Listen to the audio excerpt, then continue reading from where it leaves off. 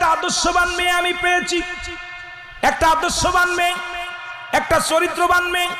কারণ বাসর ঘরে ঢুকে দেখি স্ত্রী নামাজে তারা নামাজ পড়ে দুহাত আল্লাহর দরবারে উঠায়া চোখের পানি ছেড়ে দরদর করে কান্দে, আল্লাহ তুমি আমার মাফ করে দাও। আমি কি জবাব দিব আমার স্বামীর কাছে?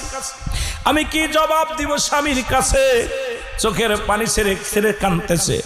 হঠাৎ স্বামী ঘরের ভিতরে ঢুকে বললেন, স্ত্রী রে তুমি এত কান্নাকাটি করছো কেন? আজকে বাসর ঘর, আজকে দুজনের মিলন হবে, দুজন কথাবার্তা বলবো। আজকে তুমি আর আমি ঘরের মধ্যে, তুমি কেন কান্দো? তোমার কান্না দেখে আমার বড় মায়া লাগছে, তুমি কেন কান্দো? কয় স্বামী রে আমি আপনার কিসের জন্য কান্দি?